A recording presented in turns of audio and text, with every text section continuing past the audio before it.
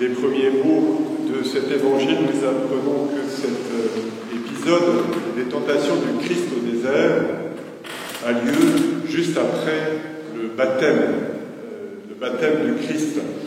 Ce moment de théophanie, ce moment où le ciel s'ouvre et où le Père dévoile, met en valeur son Fils, le fait connaître comme son Fils bien-aimé. Ce moment du baptême est un moment charnière entre la vie cachée de Jésus à Nazareth et sa vie publique, celle que l'Évangile va détailler. Le moment du désert pour un homme, le moment de la retraite, du combat spirituel, a deux nécessités. D'une part, pour chacun, le moment du désert est un moment pour se convertir, pour changer de vie, comme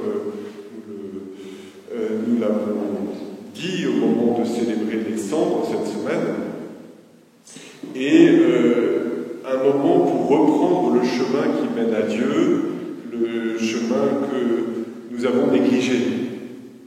Et puis, ce temps de retraite a un deuxième sens, c'est un temps qui est nécessaire pour la mission. Et c'est ce qui est mis en valeur dans l'Évangile. Le Christ n'est pas allé vivre au désert pour se repentir d'une vie de péché. Ce n'est pas une honte pour nous d'avoir cette première nécessité du temps au désert. C'est une réalité, celle de la conversion que l'on retrouve dans la plupart des vies de saints. C'est plutôt à partir du moment où on a pris conscience que l'on est concerné par cette nécessité de conversion, que l'on peut avancer sur le chemin de la sainteté, qui n'est autre que le chemin du pécheur sauvé.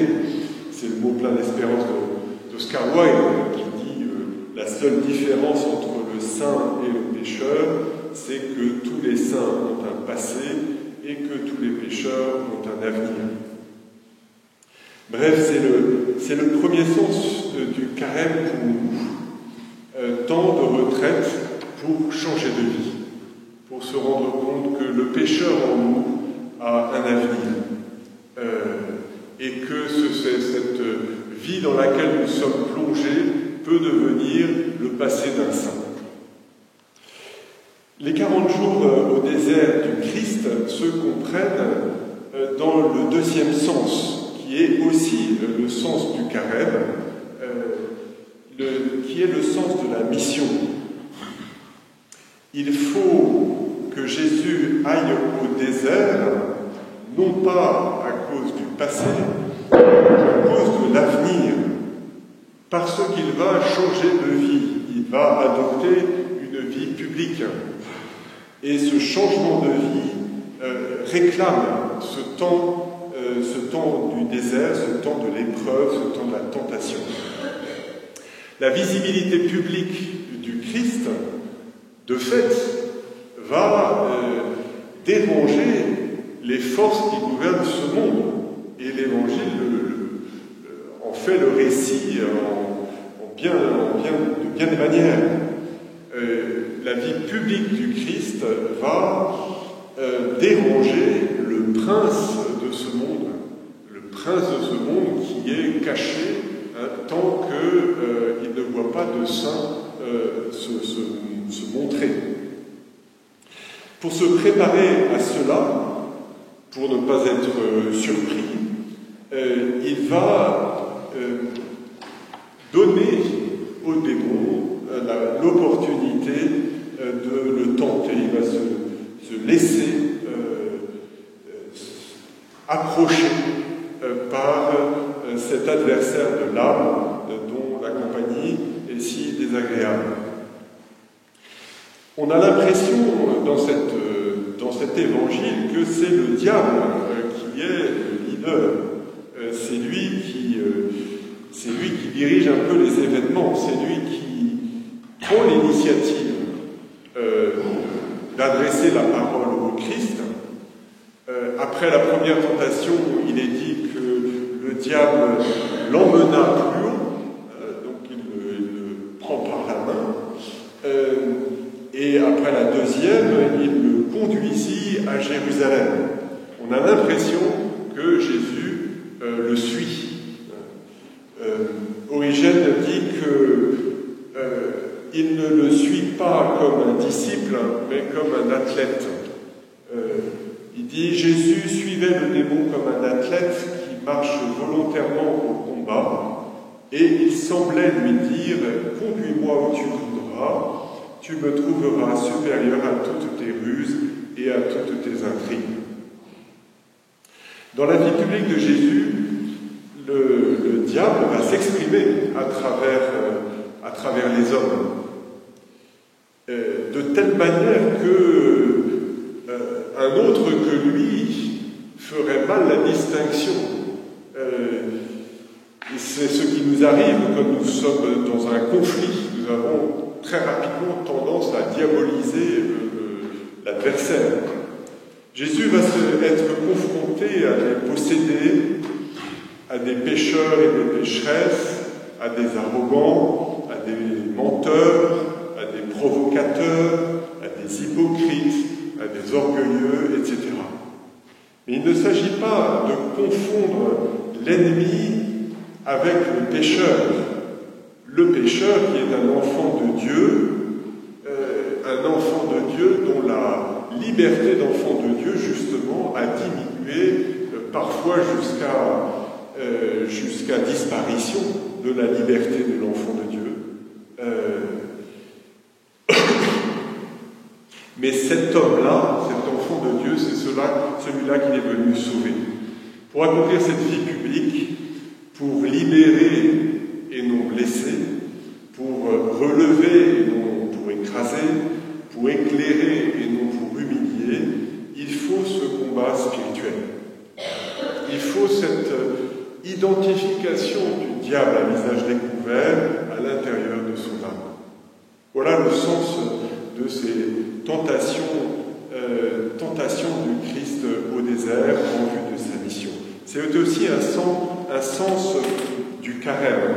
Ce n'est pas pour rien que le baptême des catéchumènes est précédé du temps du carême, pour quitter le passé, certes, mais aussi parce que va commencer une vie publique de chrétien.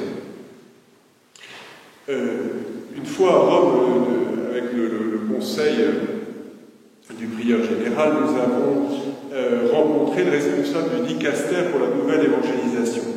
Et il nous a dit que son problème numéro 1, c'est que 70% des néophytes abandonnent la pratique au bout d'un certain temps.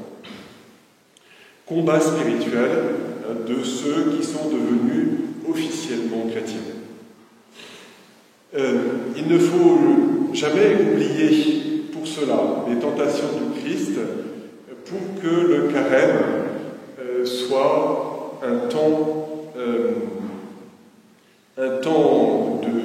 d'entraînement au combat spirituel, un temps qui est aussi joyeux, un temps qui peut être un temps de jubilé, ce qui est actuel pour notre communauté et pour toute l'Église avec le jubilé de l'incarnation.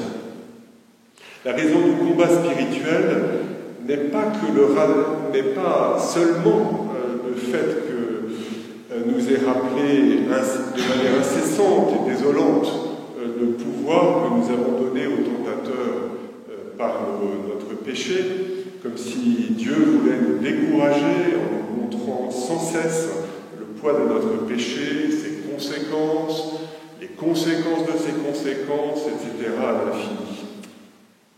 Le combat spirituel vient aussi d'un appel.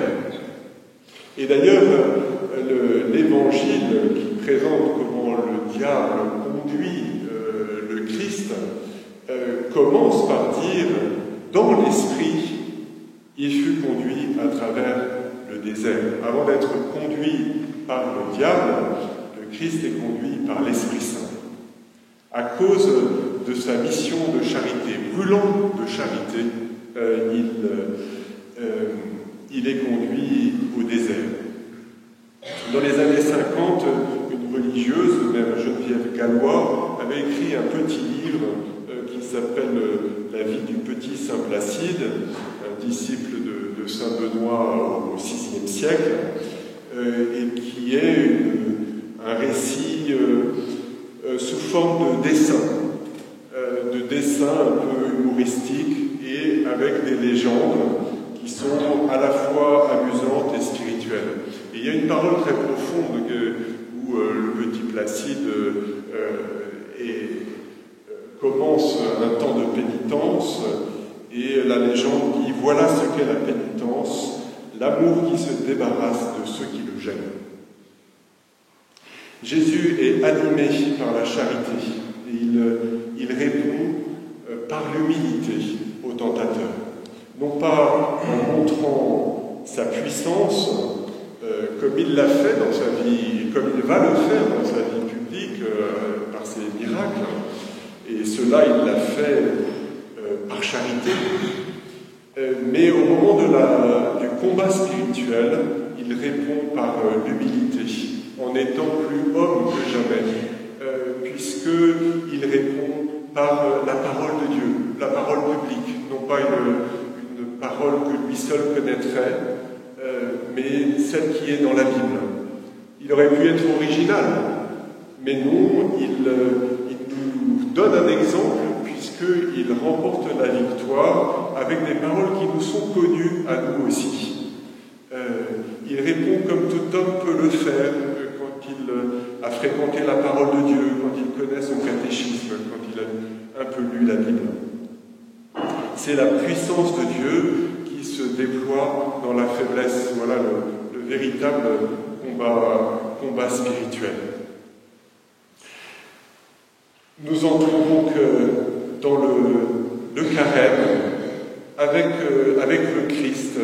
Avec le Christ, vivons ces 40 jours pour que ce carême soit un temps de libération spirituelle et aussi un temps de préparation à la mission à laquelle il nous appelle, que ce soit un temps de jubilé, un carême de jubilé, pour que nous puissions vivre Pâques d'une manière renouvelée cette année.